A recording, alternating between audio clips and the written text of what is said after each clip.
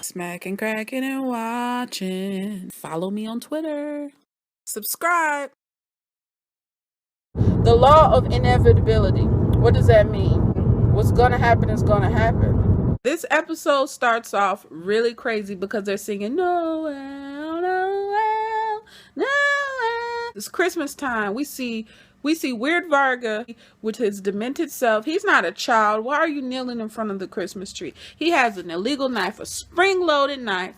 A normal person would just rip open gifts. This fool is cutting them open. They're not even his Christmas gifts. That's the gotcha. Barbecue tools, ties, perfume or cologne. And they cut to Ray raising a pool of blood. We know he's dead. His body's decomposing. He's got flies on him. Very beautiful shot, which was basically the top view of the room. It was a layout to where you saw say her police report, as if they were to draw it out or whatnot. You would see it like that. That was smart on Fargo's directors. They always doing a good job on that. And then did you peep Nikki in the bed watching the spider documentary? Her attacker gasped its last breath. Well, who's the spider in this scene? It's Nikki. She's blood-sucking, crazy, venom-producing chick. There's so many bears in this episode, man. There's a big 10-foot-looking bear at the Christmas scene. There's bear paintings and bear heads off everywhere. Did you notice the ruby color when it comes to Nikki? The ruby red velour tracksuit on them with the matching fingernails. And wow, they showed a great shot when her hands were handcuffed to the interview table, which was the worst interview in police history. It was horrible. The new chief is just a jerk.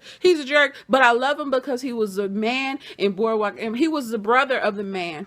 He's a little crazy. It's just getting interesting, man, because Nikki's a trained professional con chick. She's not gonna crack. She's not gonna tell you what you need to know. I like how they're showing I like that they're showing the shade between the city officers and the deputies, and on top of that, they're also showing how the dynamic is of all the police officers and how they're treating the two females. Yet they have finished the investigation. They just need to bring it before whatever court and get some warrants and stuff. They figured it out. They're smart. 3 murders so far. We know what was in episode number 1 with the air conditioner. Ray, what just happened. We also see this deputy going to some sort of office. We find out that it's Eden Valley's public library. What was crazy is when he was walking in, clearing the building, locked and secure, we see a desk at a chair spinning around as if somebody just got out of it. I'm thinking, oh snap, you about to get your head smashed in, man. Or who's about to shoot you? It's gonna be a Neeko. Turns out it's a file, it's Emmett's file. He scares the life out of this deputy who can't buy a clue if he had $1 million, evidently. You can't be in here, sir. The library is closed. He says, I'm not here. He still can't buy a clue. What was crazy was Neeko had his weapon that he beat the dog mess out of Nikki with, what I call the tricep extension rope, type of rubber hose, I assume, the nectar. I don't know what it is, but whatever it is, it can beat you.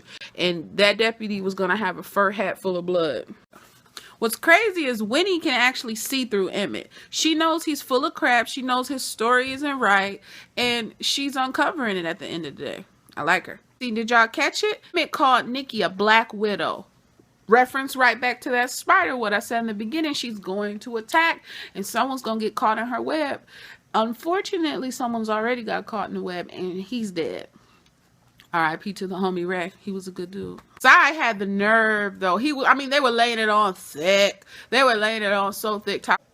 He was a real saint.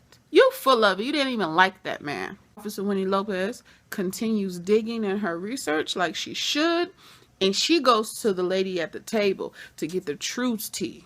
So then in the car, we get the car scene in the ugly Hummer of Sai versus Emmett trying to uncover the real truth and the trust issue. Who can they trust? Can they trust each other? Can anyone on this show trust anyone besides the 2 officers? They can trust each other.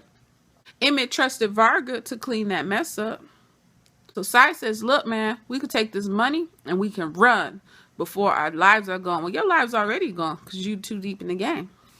As Sai is pulling away, we see Varga upstairs looking in the window like this, like, get your ass out the driveway. Staircase shot. The staircase shot was beautiful. Super, super nice. On this half, we have Varga, the staircase, and the bear. On this half, we have Emmett, the staircase, and a well-lit Christmas tree, showing the dynamic of the worlds. This guy is a beast. You're over here thinking life is fun, games, and prettiness. This guy's over here dark, telling a story about a man in the cricket house, and you know, that whole story. Cy went home to his wife and had butterscotch pudding, eh? Some butterscotch tears, eh? Is that what's going on, hun? Full of it. Nikki's at the jail, and man walks up to her, assuming he's a guard. He says, you're about to do the electricity dance. He says you're about to do the electricity dance and wet your pants. So I'm like, this is weird. Is this dude about to like assault her while she's in police custody? All of a sudden, while he cuffs her from the back, she's like, yo, these cuffs are kind of tight. An unknown concoction of nastiness.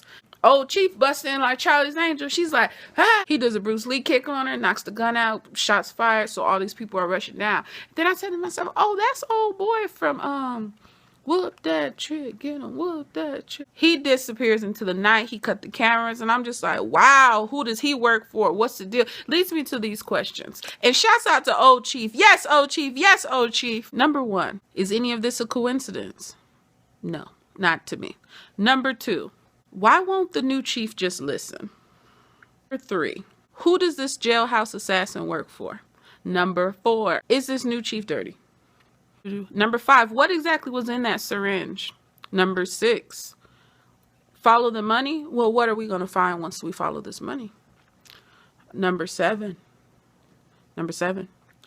do you like pie? If you do you prefer butterscotch pie or this coconut pie with the chocolate on top? Let me know. Drop a comment below if y'all want to answer these questions. I appreciate it. To prison, man. She got revoked. She's, you know, hashtag swag, hashtag fur. Revoked with fur. Swag. It was a cool shot. The lights on the bus and the chains hanging from the ceiling.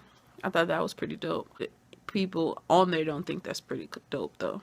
And we saw when Nikki sat down to be transported, who she was sitting next to. Did y'all watch season 1 or season 2? Last season, that man was in season 2, I do believe. All right, so dang it, this is the part y'all been waiting for. The dang on curb happens. We see somebody in a tracksuit step out. They step back. The bus does this slow matrix flip. The craziest shot ever. It was so crazy. It was so good. I'm like, okay, first of all, it's snowing. Who's wearing a tracksuit at night? Who's walking on the road at night? I'm like, this is a setup. Is this the guy with the syringe? What's happening? Then you see 2 more people come out as everybody's half dead, bruised, glass flying all through the bus, all this craziness, right? You're like, who did it? Who did it? You see 2 bodies emerging from the side of the road, walking up, and I'm like, that's got to be Neeko, and it's got to be Mimo and Neeko. Sure enough, we see he's got that wolf head or that bear head that we saw last episode, I do believe, or the episode beforehand. Who are they going to get? Are they going to get Nikki and beat her again? Or do they want that guy from last season? Is there someone else on there? Was a third person involved? Is that going to be the guy with the syringe? We don't know. So many questions, man. This episode was very good. Like I said, my favorite scene was the staircase, the reading of the book with Varga narrating, Nikki and the spider stuff. I thought all of that was pretty cool. Y'all let me know. Drop a comment below. Did I miss anything? The tears of Cy, did you believe it? Because I didn't. Peace.